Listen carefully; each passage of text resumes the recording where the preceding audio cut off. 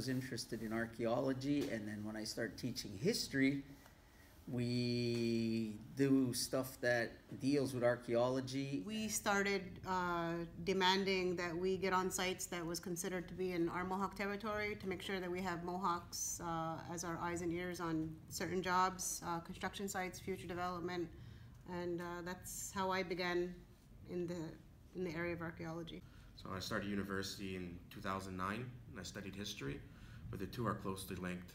It was really when I started working for Mohawk Council Kahnawake that I was put into a position to learn how important archaeology is to our people. If you're looking into your own history to understand the people, you have to know about archaeology to understand where your ancestors came from, to understand how they lived. You have to find the stuff that they had, and once you find it, you can study it to understand how they lived. An artifact is discovered and found. It's analyzed by different experts. It identifies, like say if it's pottery or shards, it identifies like what era. And once that's found, and then it tells the whole story about, you know, how we got there, maybe where it came from. Archaeology is a way for us to use evidence to support our oral history. So everything we say, it's almost like having proof to it. If we find an artifact in a certain place, dated back to a certain time, then obviously we were there when that happened.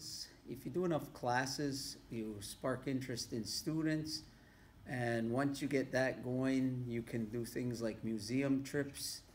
But now it needs to be put in textbooks so that students in surrounding communities can see how important and where we were in history. By finding artifacts, you find out actually who was here first. There have been a couple of sites around Kahnawake in the area. So far, we have something dated lately is 3,800 years ago, which would be in Verdun. It's our job now to educate people on who we are, when we were here. All these artifacts do in fact tell that story. With the artifacts that we're finding now, it becomes a debate on who's right and who's wrong. Through archaeology is our way of actually proving it. It's a hard debate, it's going to be a hard fight to disprove the theories that they've made, but it's the only way that it can actually be done. Some stuff, we found some beadwork, we found a pipe in the village, we have a bunch of other things. To verify them, you have to have experts around, like archaeologists who've been doing this for a long time.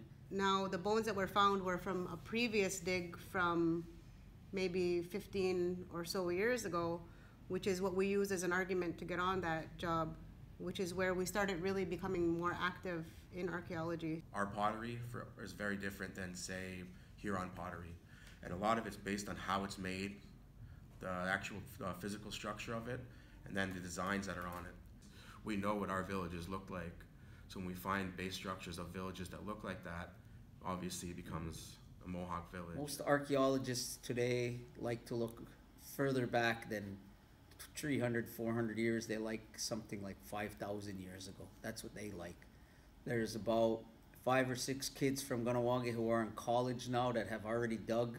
For me, I'm surprised at the finds because I'm learning the history. The thing that was most surprising to me was really just the sheer amount of archaeological sites that there are here.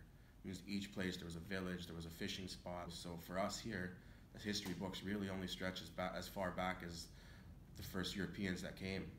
So archaeology is our way of looking back even further than that. We can go back 10,000 years even.